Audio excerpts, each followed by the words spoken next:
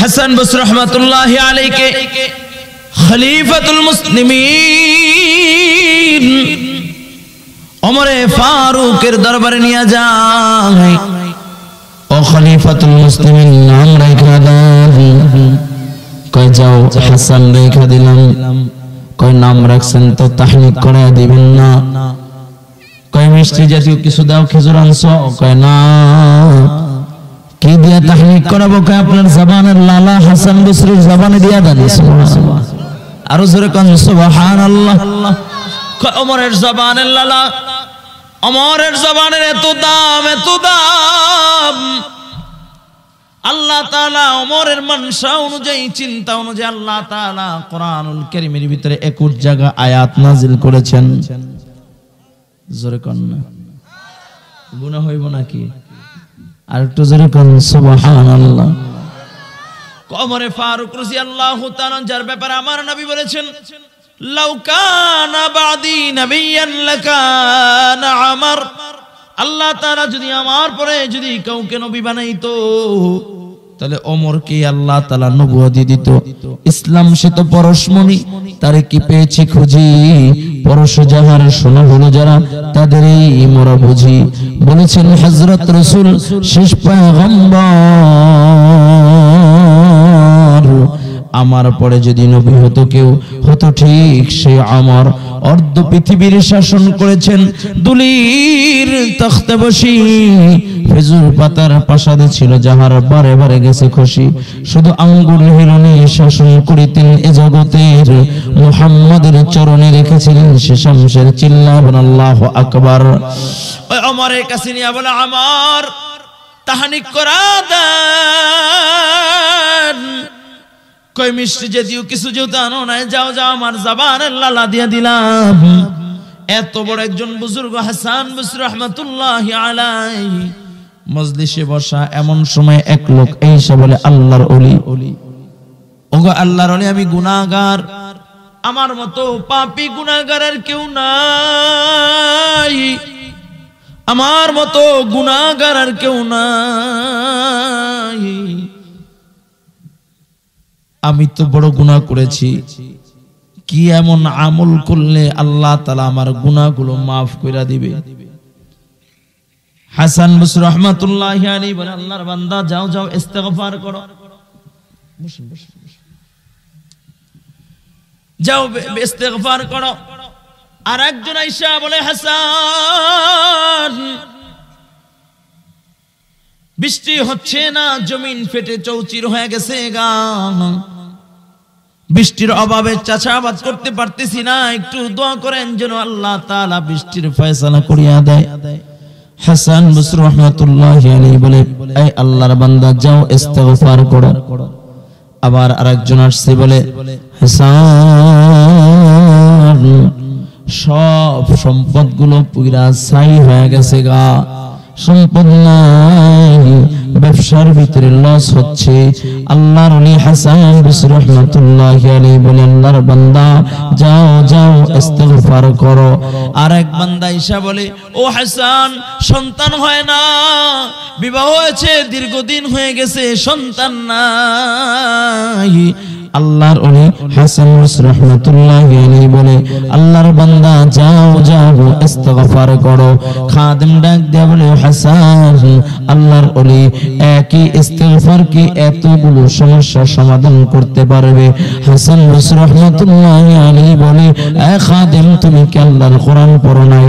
আল্লাহ তাআলা বলেন, ফাকুল তুস্তাগফিরু রাব্বাকুম ইন্নাহু কানা গফফারা।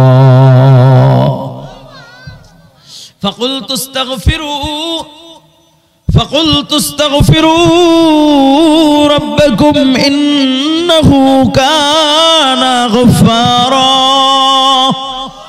আল্লাহ তাআলা কয়, বান্দারে ফিরে ইস্তেগফার কর নিশ্চয়ই আমি আল্লাহ গফফার। তোর গুনাহ যদি পাহাড়ের চেয়ে বেশি হয়ে যায়, আমি আল্লাহর গফফার নামটা তার থেকেও বেশি বড়। তোর গুনাহ যদি সমুদ্রের ফেনার চেয়ে বেশি হয়ে যায়, আমি আল্লাহর গফফার নামটা তার থেকেও বেশি বড়। তোর গুনাহ যদি আসমান ও জমিনের চেয়ে বেশি হয়ে যায়, আমি আল্লাহর গফফার নামটা তার থেকেও বেশি বড়। বান্দারে ফিরে ইস্তেগফার কর। তুই যখন ইস্তেগফার করবি, আমি আল্লাহ গফফার আইয়ুব নামক চাদর দিয়া তোর গুনাহগুলো পেঁচায়া আমি আল্লাহ তোকে আমার কুদরতি কোলের ভিতরে উঠায়া জান্নাতুল ফিরদাউসের মালিক বানায় দেব। বলুন সুবহানাল্লাহ। শুধু তাই না রে বাবা, এই আয়াতের আলোচনা যখন উলামায়ে হযরত যখন করেন, বনি ইসরাইলের একটা ওয়াকিয়া উলামায়ে কেরাম আমাদেরকে শুনাইছেন। এই কথাটাকে আবার আমরা নকল কইরা আপনাদের কাছে বলি। আল্লাহর পয়গম্বর হযরতে মূসা আলাইহিস সালাতু ওয়াস সালাম, আল্লাহর পয়গম্বর মূসার কাছে এক ব্যক্তি আইসা, বনি ইসরাইলের লোকেরা আইসা বলে, ও আল্লাহর পয়গম্বর, বৃষ্টি নাই, পানির পিপাসায় আমরা ছটফট করতেছি, পানির অভাবে আমরা প্রেশান, বুক ফাইটা যাচ্ছে, পানির পিপাসায় বড় অস্থির হয়ে যাচ্ছি। আল্লাহর পয়গম্বর গবাদি পশুগুলো পানির পিপাসায় চিৎকার করতেছে, ছোটাছুটি করতেছে। আল্লাহর পয়গম্বর মূসা আলাইহিস সালাতু ওয়াস সালাম ডাক দেয়া বলে, এই বনি ইসরাইল লোকেরা, আগামী কালকে অমুক ময়দানে খোলা আকাশের নিচে সকলকে নিয়ে একত্রিত হয়ে যাবা, গবাদি পশুগুলো নিয়ে একত্রিত হয়ে যাবা, তোমাদেরকে নিয়ে আল্লাহ তাআলার দরবারে দোয়া করব। ও যুবক ভাই, ভালো করে শোনো, আমার নবী মসজিদ নববীর ভিতরে বসা। এমন সময় সাহাবায়ে কেরাম আল্লাহর নবীর কাছে এসে বলে, ইয়া রাসূলুল্লাহ, ইয়া হাবিবাল্লাহ, ওগো সরকার, পানি নাই, পানি নাই, বৃষ্টির অভাবে, পানির অভাবে মানুষগুলো ছটফট করতেছে, পানির পিপাসায় বড় পেরেশান। আল্লাহর নবী একটু পানির জন্য আল্লাহর কাছে দোয়া করেন। মায়ার নবী, রাহমাতুল লিল আলামিন নবী মুহাম্মদুর রাসূলুল্লাহ সাল্লাল্লাহু আলাইহি ওয়াসাল্লাম সাহাবায়ে কেরামদেরকে ডাক দিয়ে বললেন, ও আমার সাহাবায়ে কেরাম, অমুক ময়দানে গবাদি পশু সহকারে তোমরা ছোট বাচ্চাদেরকে নিয়ে অমুক ময়দানে হাজির হয়ে যাও। নবী আমার সকল সাহাবীদেরকে নিয়ে খোলা আকাশের নিচে যায় 2 রাকাত নামাজ আদায় করলেন। এই 2 রাকাত নামাজকে বলা হয় সালাতুল ইস্তিসকা, বৃষ্টির জন্য নামাজ। এই নামাজ আল্লাহর হাবিব পড়েছেন।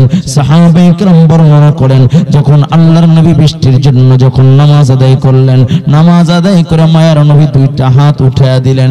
এইভাবে উঠাইতে আল্লাহর নবীর 2টা হাত আসমানের দিকে উঠায়া দিলেন।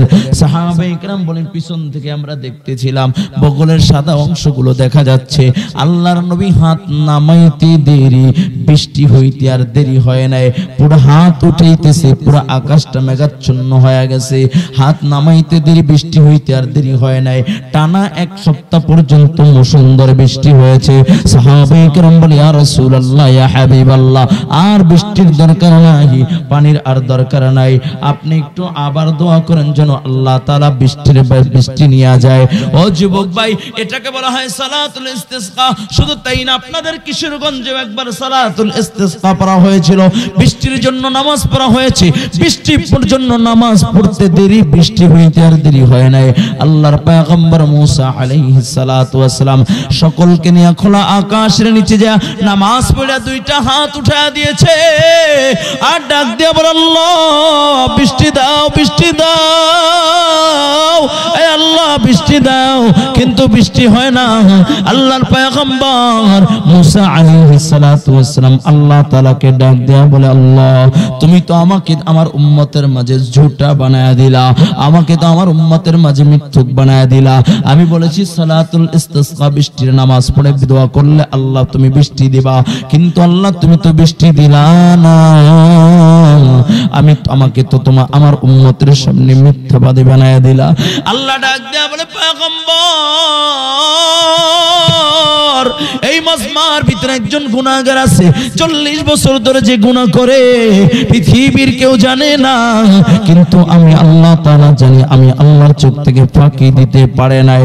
ও যতক্ষণ না পর্যন্ত এই মাজমা থেকে বাইরে না হবে ততক্ষণ পর্যন্ত আমি আসমানের বৃষ্টি দিব না। ওর গুনার কারণে আমি আল্লাহ তাআলা আসমানের বৃষ্টি বন্ধ করে রেখেছি। ও যুবক ভাই, দিনের কানটা লাগায়া দাও। আল্লাহর পয়গম্বর উঁচা জায়গায় দাঁড়ায়া সকল সাথীদেরকে ডাক দেয়া বলল, আমার সাথীরা, রব বলেছে এই মাজমা একজন গুনাহগার আছে, যতক্ষণ না পর্যন্ত এই মাজমা থেকে বের না হয়ে যাবে আল্লাহ তাআলা বৃষ্টি দিবে না, বৃষ্টি দিবে না, বৃষ্টি দিবে না। আল্লাহর পয়গম্বর মুসা এলান করতেছে, কে গুনাহগার আমি মুসা জানি না, আমার সাথীরাও জানে না, কিন্তু আল্লাহ তাআলা জানে।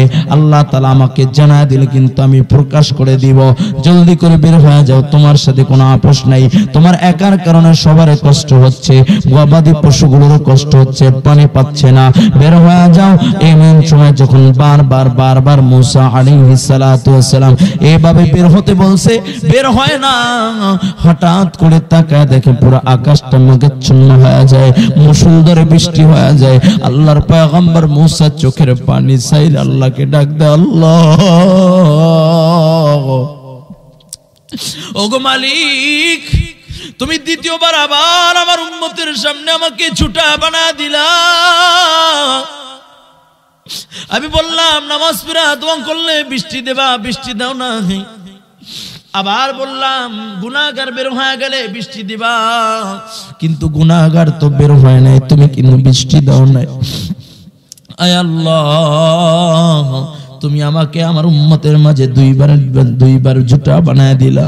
কারণ কি? আল্লাহ তাআলা ডাক দিয়া বলে, পয়গম্বর ভালো করে শোনো, আমার বান্দা গুনাহ করেছে কেউ জানে না, কিন্তু আমি আল্লাহ জানি। আমার বান্দা যখন তুমি বারবার বলছো বাইরে হয়ে যাইতে, আমার বান্দাটা মাথাটা নিচের দিকে দিয়া দুইটা ফোঁটা চোখের পানি ছাইরা আমাকে ডাক দিছে, আল্লাহ, ওগো আল্লাহ, আমি গুনাহগার, কেউ জানে না, কেউ জানে না, কিন্তু তোমার চোখ থেকে আমি ফাঁকি দিতে পারি না। আয় আল্লাহ, এখন যদি আমি এখান থেকে বের হয়ে যাই, মালিক কোথায় যাব, কার কাছে যাব, একটু বইলা দাও। আমার তো যাইবার মতো কোনো জায়গা নেই। আল্লাহ, তুমি যদি আমাকে মাফ করে দাও, আল্লাহ, কারো কোনো ক্ষতি হবে না। আবার যদি জাহান্নামে দিয়া দাও, তোমার কোনো লাভ হবে না। এইভাবে চোখের পানি ছাইরা কান্না করতেছে রে মুসা। আমার বান্দার চোখের পানিটা যখন গড়ায় গড়ায় জমিনে পড়তেছে, কেউ দেখে না, বান্দাটা চিল্লায়া বলতে পারে না, ফুফায়া ফুফায়া মনে মনে কান্দে। আর আমার বান্দাটা আমাকে ডাকে, যেই মাত্র চোখের পানিটা গড়ায়া জমিনে পড়া গেছে, আমি আল্লাহর গফফার নামের ধাক্কা লাগা গেছে, আমি আমার রহমান নামের উপরে ধাক্কা লাগা গেছে, আমি আল্লাহর সত্তার নামের উপরে ধাক্কা লাগা গেছে। আমি আল্লাহ যেই বান্দার গুনার কারণে আমি আসমানের বৃষ্টি বন্ধ করে দিয়েছিলাম, ওই বান্দার চোখের পানির কারণে আমি আল্লাহ আবার আসমানের বৃষ্টি আমি আল্লাহ চালু করে দিলাম। ও যুবক ভাই, কেমনে বুঝাইনি বুঝবারে বাবা? এই জন্য যুবক ভাই, আল্লাহ তাআলা বলেন, ফাকুল তুস্তাগফিরু রাব্বাকুম ইন্নাহু কানা গফফারা। যখন বান্দা তুই ইস্তেগফার করবি, তোর গুনার কারণে যদি আসমানের বৃষ্টি বন্ধ থাকে, তোর গুনার কারণে যদি আসমানের বৃষ্টি বন্ধ থাকে, ইউরসিলিস সামাআ আলাইকুম মিদরারা। ইস্তেগফার করতে দেরি হবে, কিন্তু আল্লাহ তাআলা আসমানের বৃষ্টি দিতে দেরি করবে না। সুবহানাল্লাহ। একটু যারা দাঁড়িয়ে আছি, মেহেরবানি করে ভিতরে চলে আসি। অনেকে জায়গা পাচ্ছেন, একটু ফাঁকা জায়গাগুলো পূরণ করেন, সামনে চলে এসে লা ইলাহা ইল্লাল্লাহ, লা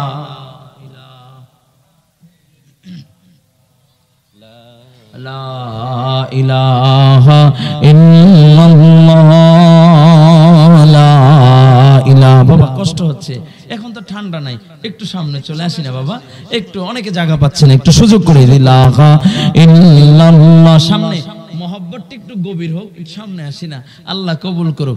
লা ইলাহা ইল্লাল্লাহ, লা ইলাহা ইল্লাল্লাহ। সামনে চলে আসি, লা ইলাহা ইল্লাল্লাহ, লা ইলাহা ইল্লাল্লাহ। অনেক কষ্ট হচ্ছে, সারা রাত্রে ঘুমাইতে পারি নাই। কালকে 4টা প্রোগ্রাম ছিল, এরপরে আবার কুয়াকাটার হুজুর মাওলানা হাফিজুর রহমান সিদ্দিক হাফিজাহুল্লাহ হুজুরের মাদ্রাসারও প্রোগ্রাম ছিল, ওদিকে এক ব্যস্ততা, আবার আরো মাহফিল ছিল। এই সব মিলে একটাতে অ্যাটেন্ড করতেই পারি নাই, বাকিগুলো অ্যাটেন্ড করেছি কিন্তু ওইভাবে না।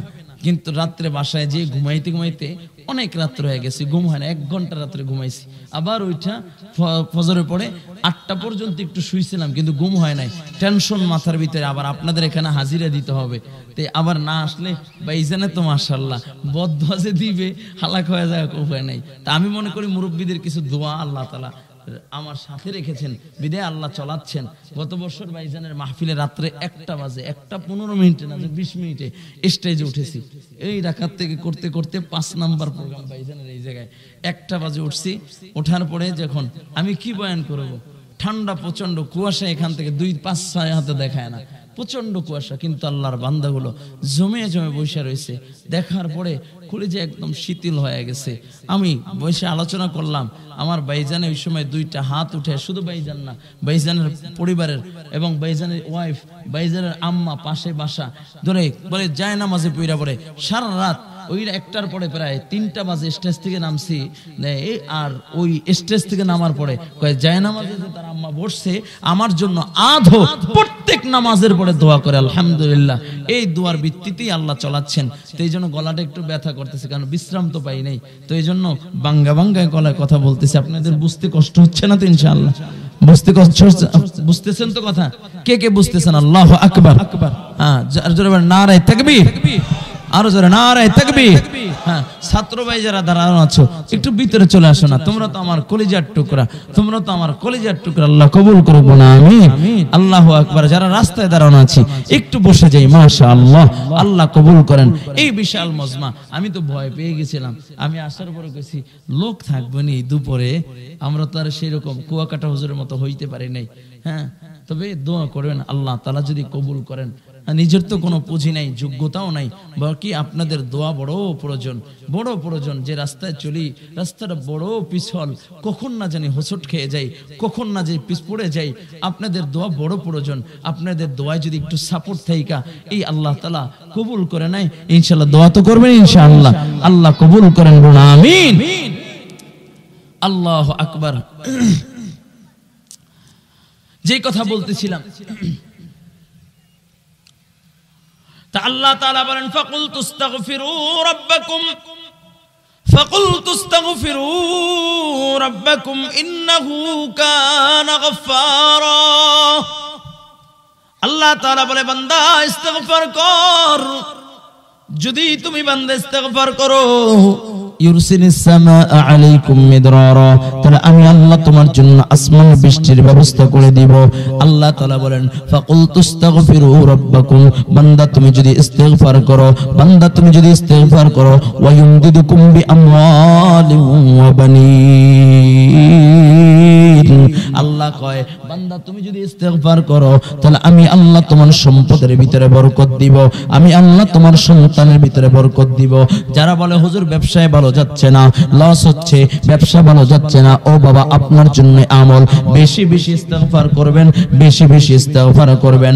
আস্তাগফিরুল্লাহ আস্তাগফিরুল্লাহ আস্তাগফিরুল্লাহ, বলেন না আস্তাগফিরুল্লাহ আস্তাগফিরুল্লাহ আস্তাগফিরুল্লাহ। শুধু তাই না, যদি কোনো আল্লাহর বান্দার জবানে ইস্তিগফারের আমল চালু হয়ে যায়, ও জবানটাকে আল্লাহ তাআলা মুস্তাজাবুদ দাওয়া বানায় দেয়। জবান দিয়ে যা কয় আল্লাহ তাআলা সেটাই কবুল করে দেয়। ইমাম আহমদ ইবনে হাম্বল রাহমাতুল্লাহি আলাইহি নাম শুনছেননি? 4 মাযহাব, 4টা প্রসিদ্ধ মাযহাবের একটা মাযহাব হলো হাম্বলি মাযহাব। এই হাম্বলি মাযহাবের একজন ইমাম, যিনি ইমাম, সে হলো ইমাম আহমদ ইবনে হাম্বল রাহমাতুল্লাহি আলাইহি। এই ইমাম আহমদ ইবনে হাম্বল রাহমাতুল্লাহি আলাইহি শীতের রাত প্রচন্ড ঠান্ডা, ঠান্ডার ভিতরে আহমদ ইবনে হাম্বল রাহমাতুল্লাহি আলাইহি সফর করতেছেন। ইশারার নামাজ পড়া বিশ্রাম করবেন, কোথায় বিশ্রাম করবেন? বিশ্রামের জায়গা পাচ্ছে না, মসজিদে থাকবে, থাকার মতো জায়গা নাই, মসজিদেও থাকতে দেয় নাই। আল্লাহর বান্দা দেখে বাজার এক কর্নারে এক ব্যক্তি রুটি বানায় যা বলে, ও আল্লাহর বান্দা, আমি শীতের রাত্রে তোমার রুটির এখানে এই আগুনের পাশে একটু অবস্থান করতে পারি, যেন ঠান্ডাটা একটু কম লাগে। কয় কোনো বাধা নাই, আপনি এখানে থাকেন, আপনি এখানে আগুন ফল, কোনো বাধা নাই। আহমদ ইবনে হাম্বল রাহমাতুল্লাহি আলাইহি দেখে ও আল্লাহর বান্দা একজন যুবক মানুষ রুটি বানায়, তখনও বলে আস্তাগফিরুল্লাহ। রুটির খামিরা তৈরি করে তখনও বলে আস্তাগফিরুল্লাহ। রুটি বেলে তখনও বলে আস্তাগফিরুল্লাহ। রুটি যখন বাজে তখনও বলে আস্তাগফিরুল্লাহ। দীর্ঘ সময় যুবকের চেহারার দিকে তাকায় রইল, দেখে যুবক জবান নারায় বলে আস্তাগফিরুল্লাহ, আস্তাগফিরুল্লাহ, আস্তাগফিরুল্লাহ, আস্তাগফিরুল্লাহ, আস্তাগফিরুল্লাহ, আস্তাগফিরুল্লাহ। আহমদ ইবনে হাম্বল ডাক দিয়ে বলে, রে যুবক, এই ইস্তিগফারের আমল তুমি কতদিন ধরে করতেছো? ডাক দিয়ে বলে, ও ভাই, তুমি কে চেনা? তবে হ্যাঁ, আমি একদিন পথ দিয়ে চলতেছিলাম, পাশে ইমাম আহমদ ইবনে হাম্বল রাহমাতুল্লাহি আলাইহি আলোচনা করতেছিল। আমি আহমদ ইবনে হাম্বলের চেহারাটা দেখি নাই, আমি তার আলোচনা শুনতেছিলাম। সে বলল, ইস্তিগফার করে দোয়া করলে আল্লাহ দোয়া কবুল করে নাই। আমি সেখান থেকে আজ পর্যন্ত কোনোদিন ইস্তিগফারের আমল ছাড়ি নাই।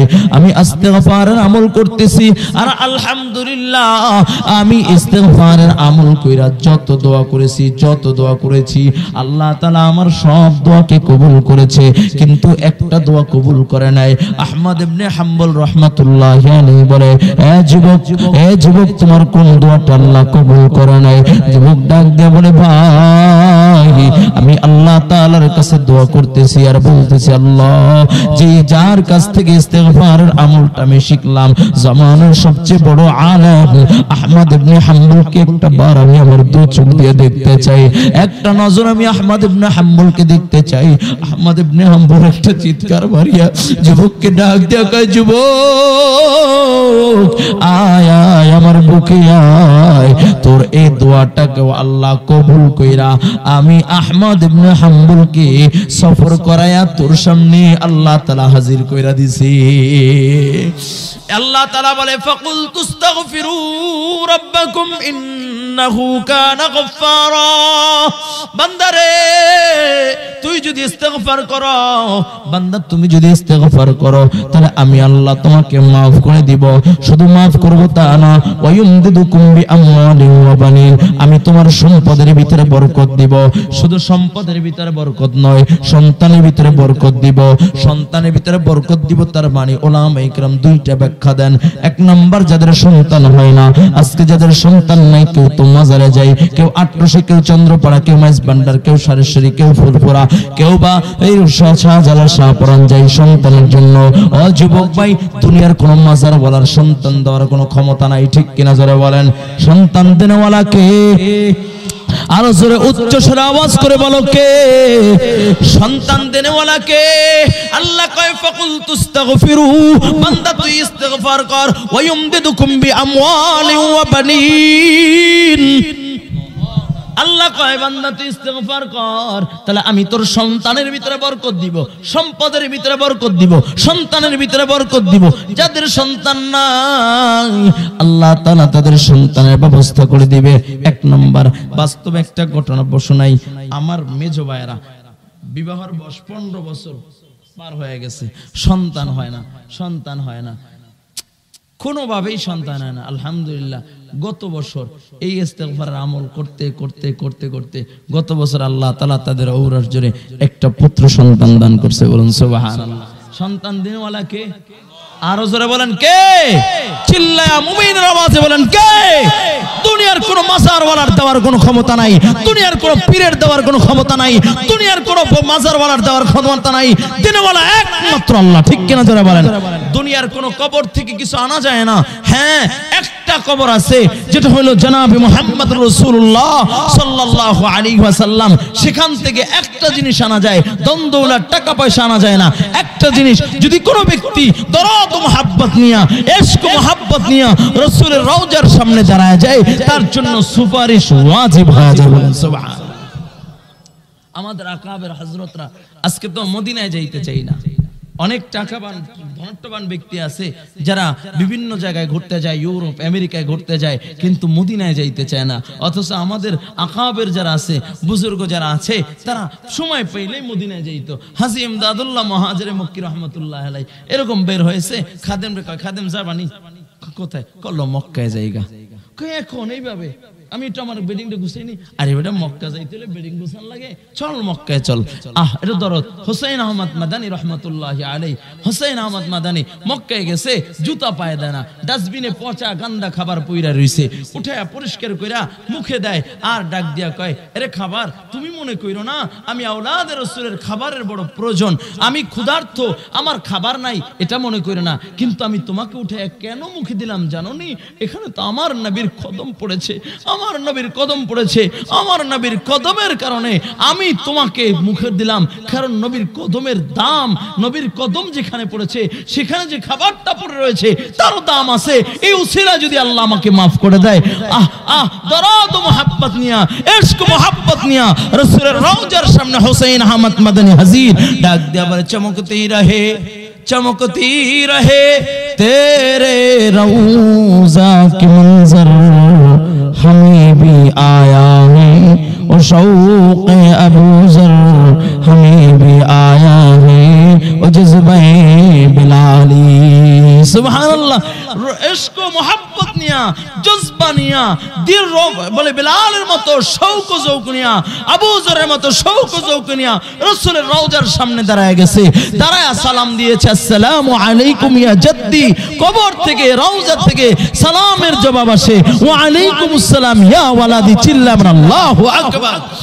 আজকাল তো আমরা রওজায় গেলে সেলফি তোলার জন্য প্রস্তুত হয়ে যাই, আর আমাদের বুজুর্গরা যখন গেছেন তারা দরদ নিয়া, মোহাব্বত নিয়া আল্লাহর নবীর রওজায় গেছে, তো রাসূলের রওজায় সালাম দিয়েছে, তো সালামের জবাব নিজ কানে শুনছে। বলুন সুবহানাল্লাহ।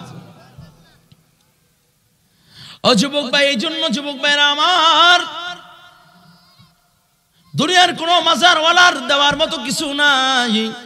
হ্যাঁ, মাজার জিয়ারত করা যায়, কবর জিয়ারত করা যায়, দুনিয়ার সমস্ত কবরওয়ালা মুহতাজ, সব কবরওয়ালা মুহতাজ ইল্লা মুহাম্মাদুর রাসূলুল্লাহ। আল্লাহর নবী ছাড়া দুনিয়ার যত কবর আছে সমস্ত কবরওয়ালা মুহতাজ। যে কবরের কিনারায় তুমি দাঁড়াও না কেন, সে কবরওয়ালায় ডাক দিয়া বলে, আরে আগন্তুক, একটু সূরা ফাতিহা, সূরা ইখলাস পড়ে একটু দোয়া করো, আমি বড় অসহায়, একটু তুমি দোয়া করো। যুবক ভাইরা আমার, আল্লাহ তাআলা সেই কথাই বলেন। আল্লাহ বলেন, ফাকুল তুস্তাগফিরু, বান্দা তুমি যদি ইস্তিগফার করো, ওয়া ইউমদিদুকুম বিআমওয়াল, আমি তোর সম্পদের ভিতরে বরকত দিব, আমওয়াল ওয়া বানিন, এবং তোর সন্তানের ভিতরে দিয়ে বরকত দিব। যাদের সন্তান নাই আল্লাহ কয় তাদেরকে সন্তান দিব, যাদের সন্তান আছে, অনেকে বলে হুজুর এই একটা মুসিবত, সন্তান থাকলে এক জ্বালা, না থাকলে আরেক জ্বালা, না থাকলে এক জ্বালা, থাকলে বহু জ্বালা, ঠিক কিনা? হ্যাঁ, না থাকলে নাই, কিন্তু সন্তান হইলে পরে না জানি কার মাইয়া আবার বাগাই নিয়ে আসে, না জানি আবার কোন জায়গায় গাঞ্জার আড্ডায় বসে, না জানি আবার জুয়ার আড্ডায় বসে। এই বড় টেনশন গার্জিয়ানে যারা আছে, ঠিক কিনা যারা বলে, নাকি বলবো?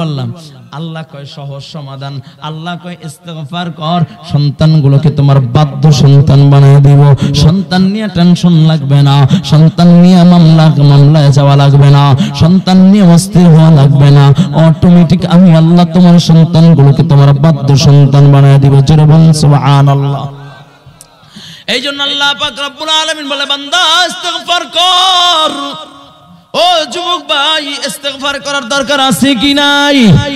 ও মুরব্বি বাবাজিরা আমার, ইস্তিগফার করার দরকার আছে কি নাই? অনেকে মনে করতে পারে হুজুর এখন পর্যন্ত লম্বা হায়াত বাকি আছে, মৃত্যুর আগে একদিন মৌলবীরে ডাইকা, ইমাম সাহেবকে ডাইকা জনমের মতো তওবা কইরা নিমু, এরপরে আর নামাজ ছাড়বো না। বাবা, সেই পর্যন্ত যাইতে পারবা কি পারবা না, এর কোন গ্যারান্টি আছে? আর জোরে বলা আছে, আমার নবী হযরতে আবু যর গফারির হাতটা ধইরা বলে, ইয়া আবু যর, তুমি ইস্তিগফার বাদ দিয়া কোন রাস্তা দিয়া করো? আমি মুহাম্মদুর রাসূলুল্লাহ মিয়াতা মাররা দৈনিক 100 বার ইস্তেগফার করি। যেই নবীর কোনো গুনাহ নাই, যেই নবীর কোনো গুনাহ নাই, যার জীবনের কোনো কালো দাগ নাই, যার জীবনের চরিত্রের ভিতরে কোনো কলম কেউ ধরতে পারে না, সেই নবী যদি ইস্তেগফার করে তাহলে তোমার আমার ইস্তেগফার করার দরকার আছে কি নাই? আরো জোরে বলেন আছে কি নাই? যুবক ভাইরা আমার, কেমনে বুঝাইলে বুঝবো রে বাবা? আল্লাহর নবী সরকারে দো আলম নবী রহমাতাল লিল আলামিন নবী মুহাম্মদুর রাসূলুল্লাহ সাল্লাল্লাহু আলাইহি ওয়াসাল্লাম মসজিদ নববীর ভিতরে বসা। এমন সময় আমার নবীর কাছে এক মহিলা পাগল বেশ, আওলা বেশ আল্লাহর নবীর সামনে হাজির হয়ে গেছে। ডাক দিয়া বলে, ইয়া রাসূলুল্লাহ, ইয়া হাবিবাল্লাহ, আমি বড় অপরাধী, আমার মতো অপরাধী জমিনের কেউ নেই, আপনি আমার বিচার কইরা দেন। নবী আমার ডাক দিয়া বলে, মহিলা কি এমন অপরাধ করেছো? মহিলা বলে, ইয়া রাসূলুল্লাহ, ইয়া হাবিবাল্লাহ, আমি জিনার মতো জঘন্য গুনাহ করে ফেলেছি। আল্লাহর নবী কয়, মহিলা জিনা করেছো তার প্রমাণ কি? ইসলাম তো প্রমাণ ছাড়া কোনো বিচার করে না। মহিলা ডাক দিয়া বলে, ইয়া রাসূলুল্লাহ, ইয়া হাবিবাল্লাহ, ওগো সরকার, এই যে পেটের সন্তান এটা হলো জিনার ফসল, আপনি আমার বিচার কইরা দেন। আমি আল্লাহর জান্নাতে যেতে চাই, আমি জাহান্নামে যেতে পারবো না। আদালতে কিবরিয়া জানি হয়ে রব্বে কারীমের সামনে দাঁড়াইতে পারবো না। আপনি আমার বিচার দুনিয়ায় কইরা দেন, দুনিয়ায় কইরা দেন। মায়ার নবী রাহমাতাল লিল আলামিন নবী মুহাম্মদুর রাসূলুল্লাহ সাল্লাল্লাহু আলাইহি ওয়াসাল্লাম ডাক দিয়া বলে, মহিলা, অপরাধ করলে তুমি করেছো, তোমার গর্ভের সন্তান তো কোনো অপরাধ করে নাই। যাও যাও, গর্ভের সন্তান যখন ভূমিষ্ঠ হবে এরপর আমি তোমার বিচার করে দিব। মহিলাটা চোখের পানি সেরা সেরা কান্না করতে করতে চইলা যায় আর আল্লাহর কাছে কান্দে, আল্লাহ, আমি অপরাধ করেছি, অবস্থা আমি তোমার সামনে দাঁড়াইতে পারবো না। আয় আল্লাহ, তুমি আমাকে জানি জানি হিসেবে তোমার সামনে দাঁড়া করায়ও না, দুনিয়ায় বৈশা দুনিয়া আমার বিচার করে দাও। আল্লাহর কাছে এভাবে কান্না করতেছে, কান্না করতেছে। মহিলা যখন সন্তান প্রসব করেছে, ও রক্ত মাখা অবস্থায় ও সন্তানকে নিয়ে আল্লাহর নবীর সামনে হাজির হয়ে গেছে। আর ডাক দিয়া বলে, ইয়া রাসূলুল্লাহ, ইয়া হাবিবাল্লাহ, ওগো সরকার, ওগো সরকার, এই যে আমার সন্তান, আমি আমার সন্তানটাকে নিয়ে আপনার সামনে হাজির হয়ে গেলাম। ইয়া রাসূলুল্লাহ, ইয়া হাবিবাল্লাহ, ওগো আল্লাহর নবী, এখন আপনি আমার বিচার কইরা দেন, আমার সন্তান ভূমিষ্ঠ হয়েছে। আল্লাহর নবী সরকারে দো আলম ডাক দিয়া বলে, মহিলা, ও মহিলা, অপরাধ করলে তুমি করেছো, কিন্তু তোমার সন্তানকে অপরাধ করে নাই। তোমার ভিতরে তোমার সন্তানের জন্য আল্লাহর রিজিক রাইখা দিয়েছি। যাও যাও, তুমি তোমার সন্তানকে দুধ পান করায় বড় করো। যখন তোমার সন্তানটা নিজের পায়ে হাঁটতে পারবে, শক্ত খাবার খাইতে পারবে, তখন তুমি আসলে তোমার বিচার করে দেওয়া হবে। আল্লাহর নবী সরকারে দো আলম রাহমাতাল লিল আলামিন নবী মুহাম্মদুর রাসূলুল্লাহ সাল্লাল্লাহু আলাইহি ওয়াসাল্লাম যখন মহিলাকে পাঠিয়ে দিলেন, মহিলা কান্না করে আর বাচ্চাটাকে শক্ত খাবার প্র্যাকটিস করতেছে, হাঁটা বাড়া প্র্যাকটিস করতেছে। 1 বছর 1.5 বছর যখন বয়স হয়ে যায়, মহিলা ও বাচ্চাটার এক হাতের ভিতরে শক্ত রুটি দিয়া আর এক হাত দুইরা হাঁটায় হাঁটায় আল্লাহর নবীর সামনে নিয়ে হাজির। চোখের পানি সেরা ডাক দিয়া বলে, ইয়া রাসূলুল্লাহ, ইয়া হাবিবাল্লাহ, ও আল্লাহর নবী, আর তারা দিয়েন না, আমি আর আসামি হইয়া তো ঘরে ফিরে যাইতে চাই না, আমি রব্বে কারীমের সামনে জান্নাতি মানুষ হয়ে দাঁড়াইতে চাই, আপনি আমাকে তারা দিন না, আদালতে কিবরিয়া জানি হয়ে আমি দাঁড়াইতে চাই না। ইয়া রাসূলুল্লাহ, ইয়া হাবিবাল্লাহ, ও আল্লাহর হাবিব, আপনি আমার বিচার কইরা দেন, আমি আসামি হয়ে রব্বে কারীমের সামনে দাঁড়াইতে পারবো না। আল্লাহর নবী সরকারে দো আলম নবী রাহমাতাল লিল আলামিন নবী সাহাবায়ে কেরামদেরকে ডাক দিয়ে বলেন, সাহাবায়ে কেরাম, রজম মারো, পাথর নিক্ষেপ করো, মহিলাকে হত্যা করে দাও। যখন মহিলার উপরে পাথরের বৃষ্টি যখন পড়তেছিল, সাহাবায়ে কেরাম যখন পাথর নিক্ষেপ করতেছিল, মহিলার মুখের ভিতরে হাসি, মনে হয় জান্নাতি হাসি বুকের ভিতরে ফুটে রয়েছে। রাসূলের পালক সন্তান যায়েদের জাওরার জন্য আল্লাহ একটা সন্তান দিয়েছেন, ও সন্তানের নাম হলো ওসামা। ওসামা একটা পাথরের টুকরা নিয়ে যখন মহিলার দিকে নিক্ষেপ করছে, কপালের উপরে লাইগা, কপালটা পাইটা রক্তের ছিটকে নিয়ে এসে গায়ে লাইগা যায় আর বলে, ইস, একটা জানি মহিলার নাপাক রক্ত আমার শরীরে লাইগা গেল। আল্লাহর নবী ডাক দিয়ে বলে, ওসামা, সাবধান, জানি বইলা গালি দিবা না, জানি বইলা গালি দিবা না, ও যে তওবা তওবা করেছে, আল্লাহ তাআলা ওর তওবাটাকে এত কবুল করেছে, এত কবুল করেছে। আল্লাহ তাআলা ওর তওবাকে কবুল কইরা বলে ওর তওবা যদি মক্কা মদিনার সকল গুনাহগারদের মাঝে বন্টন করা হয়, ওই মহিলার একার তওবার কারণে আল্লাহ তাআলা গোটা মক্কা মদিনার সব মানুষগুলোকে মাফ করে জান্নাতি বানায় দিবে। বলুন সুবহানাল্লাহ। এই যুবক ভাই, এখনো কি তওবা করার সময় হয় না? যুবক ভাই, যদি কোন আল্লাহর বান্দা তওবা করে, আল্লাহর হাবিব সাল্লাল্লাহু আলাইহি ওয়াসাল্লাম বলেন আত-তাইবু হাবিবুল্লাহ, তওবাকারী হইল আল্লাহ তাআলার বন্ধু। যদি কোন আল্লাহর বান্দা তওবা কইরা ফেলায়, সাথে সাথে আল্লাহ তাআলা তাকে তার বন্ধু বানায় নেয়, বন্ধু বানায় নেয়। বলুন সুবহানাল্লাহ। অন্য রায়াত আল্লাহর নবী বলেন আত-তাইবু মিনাজ যামবি কামান লা যামবালা, সরকারে দু আলম বলেন যেই ব্যক্তি তওবা করে ও তওবাকারী এমন হয়ে যায় যেমনি ভাবে ও তওবাকারী এমন হয়ে যায়, ও তওবাকারী এমন হয়ে যায় যেমনি ভাবে একটা সন্তান যখন মায়ের গর্ভ হয়ে দুনিয়ার ভিতরে পদার্পণ করে, ওই সন্তানের যেরকম কোনো গুনাহ থাকে না, গুনাহ থাকে না, ঠিক তওবাকারী কোন আল্লাহর বান্দার আমল নামায়ও কোনো গুনাহ থাকে না। সুবহানাল্লাহ। বলে যুবক ভাই, কেমনে বুঝাইলে বুঝবা? অল্প সময়ের ভিতরে আমি আমার আলোচনার ইতি টানবো, অল্প সময়ের ভিতরে আমি আমার আলোচনা শেষ করে দিব। অনেক দূর, বহুদূর যেতে হবে বাবা, এখান থেকে অনেক দূর যেতে হবে। একটু দিলের কানটা লাগায় দাও। এখনো কি তওবা করার সময় হয় নাই? আজকে খতমে বুখারীর মজলিসে দোয়া কবুল হয়, খতমে বুখারীর মজলিসে আল্লাহ তাআলা দোয়া কবুল করেন। যুবক ভাইরা আমার, এই বরকতি মজলিসে যারা এসেছি, আমি আমার আলোচনার শুরু লগ্নে, আমি আমার আলোচনা শেষ করার আগ দিয়া কিছু আল্লাহর বান্দা দেখতে চাই। তওবার নিয়ত যদি থাকে, একটা ঘটনা বলে আমি আমার আলোচনা শেষ করব। কার কার তওবার নিয়ত আছে? আল্লাহু আকবার। আল্লাহ কবুল করো, বলুন আমিন। আল্লাহ কবুল করো, বলুন আমিন। একটু হাতটা নাড়া দাও। আল্লাহ, এই বান্দাগুলোকে তুমি কবুল করে নাও, জোরে বলুন আমিন। কাজকর্ম বাদ দিয়ে আল্লাহ এই ময়দানে হাজির হয়ে গেছে, তুমি কবুল করে নাও। এখন শোনো, পয়গম্বর আরবি সাল্লাল্লাহু আলাইহি ওয়াসাল্লাম বনি ইসরাইলের একটা ঘটনা সাহাবায়ে কেরামদেরকে শুনান। আমার নবী সাল্লাল্লাহু আলাইহি ওয়াসাল্লাম বলেন, আল্লাহর নবী মুসা আলাইহিস সালাতু ওয়াস সালাম, খেয়াল করবা, দিলের কানটা লাগায়া দাও। আল্লাহ তাআলা মুসাকে ডাক দিয়ে বলে, মুসা, অমুক মরুভূমির ভিতরে একজন আমরা আশেক আছে, যে দুনিয়ার হায়াত শেষ হয়ে গেছে গা, যাও তুমি তার জানাজার ব্যবস্থা করো, তার দাফন কাফনের ব্যবস্থা করো। শুধু তাই না রে মুসা, ওর জানাজায় যারা হাজির হইবে, ওর জানাজার জামাতে যারা শামিল হইবে, আমি আল্লাহর ওয়াদা, সকলের পিছনে সব গুনাহগুলো আমি আল্লাহ মাফ করে দিব।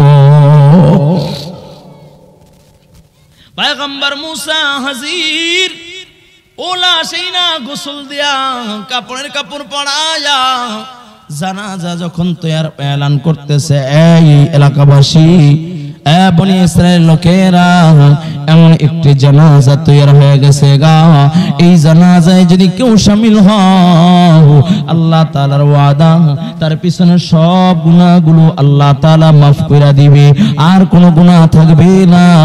মানুষ এই আলামগুলো শুইনা ও ব্যক্তির জানাজা পড়ার জন্য হাজির হয়ে গেছে। জানাজা তৈয়ার, এমন সময় আল্লাহর পয়গম্বরকে ডাক দিয়া বলে, ও আল্লাহর পয়গম্বর, যার জানাজা পড়লে অতীতের সব গুনাহ মাফ হয়ে যায়, তার চেহারাটা একটা বার আমরা দেখতে চাই, একটা বারের জন্য আমাদেরকে তার চেহারাটা দেখান। আল্লাহর পয়গম্বর মুসা বলে, আমারও তো একটু দেখতে মনে চায়, যার জানাজা পড়লে সবার গুনাহ মাফ হয়ে যাবে। কে এত দামি ব্যক্তি? আমি আল্লাহ তাআলার পয়গম্বর, আল্লাহ তাআলার পক্ষ থেকে পয়গাম এসেছে, দেখি সে কে।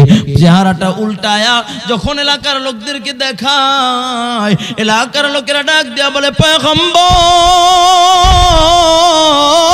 এ তো অন্য কেউ নয়, এ তো হলো আমাদের এলাকার ভিতরে এমন গুনাহগার, যার জিনার গুনাহ আছে, শরাবের গুনাহ আছে, জুয়ার গুনাহ আছে, দর্শনের গুনাহ আছে, এমন কোন গুনাহ নাই যে গুনাহ সে করে নাই। অবশেষে এলাকার মানুষ বাধ্য হয়ে দূর করে তাকে এলাকা থেকে তাড়াইয়া দিয়েছে। এই ব্যক্তির জানাজা পড়লে আল্লাহ সবার গুনাহ মাফ করে দিবে, কারণ কে বুঝলাম না। আল্লাহর পয়গম্বর মুসা আলাইহিস সালাতু ওয়াস সালাম আল্লাহ তাআলাকে ডাক দিয়া বলে, আল্লাহ, এত বড় একটা পাপীর জানাজা পড়লে গুনাহ মাফ হবে, কারণ কি বুঝলাম না। আল্লাহ তাআলা ডাক দিয়া বলে, পয়গম্বর আমার বান্দা যে গুনাহ করেছে, আমার বান্দাটাকে এলাকা থেকে সবাই দূর দূর করে তাড়ায় দিয়েছে। আমার বান্দা দুইটা বকরি নিয়ে মরুভূমির ভিতরে চলে গেছে। ওই বকরি দুইটা, বানরম বকরি দুইটাকে মরুভূমির ভিতরে চড়ায় আর দুধ দহন করে বিকাল বেলা দুধ পান করে ক্ষুধা নিবারণ করে। আর আমার বান্দাটা চোখের পানি সাইরা সাইরা কান্না করে আর ডাক দেয়া বলে, আল্লাহ এলাকার লোকেরা আমাকে তাড়ায়া দিয়েছে, আল্লাহ তুমি আমাকে তাড়ায়া দিও না। আমি অপরাধ করেছি, আর কোনোদিন অপরাধ করব না। আমি গুনাহ করেছি, আর কোনোদিন গুনাহ করব না। আয় আল্লাহ তুমি আমাকে মাফ কইরা দাও, আয় আল্লাহ তুমি আমাকে ক্ষমা কইরা দাও, আর গুনাহ করব না, করব না, করব না। এভাবে চোখের পানি সাইরা সাইরা আমার বান্দা কান্না করেছে। আমার বান্দার চোখের পানিটা আমার কাছে এত গ্রহণযোগ্য হয়েছে, যারা আমার বান্দাকে তাড়ায়া দিয়েছে আমি আল্লাহ আমার বান্দার চোখের পানি কবুল কইরা আমার বান্দার তওবাকে কবুল কইরা। শুধু তাই না, যত গুনাহগার আছে ও গুনাহগাররাও যদি আমার বান্দার জানাজায় শামিল হয়ে যায়, ওর তওবার কারণে আমি সমস্ত গুনাহগারকেও আল্লাহ তাআলা, আমি আল্লাহ তাদের গুনাহগুলো মাফ করে দেব। বলুন সুবহানাল্লাহ। এই জন্য যুবক ভাইরা, আমি ইমরান হোসেন মুজাহিদি দূর বহু দূর থেকে আপনাদের মাঝে এসেছি রে বাবা। আমার কোনো পুঁজি নাই, আমি বড় আলেম না, যোগ্য বুজুর্গ ওলামায়ে কেরাম স্টেজে আছেন, আমার পাশে আছেন মুহতামিম সাহেব হুজুর এসেছেন বাবা।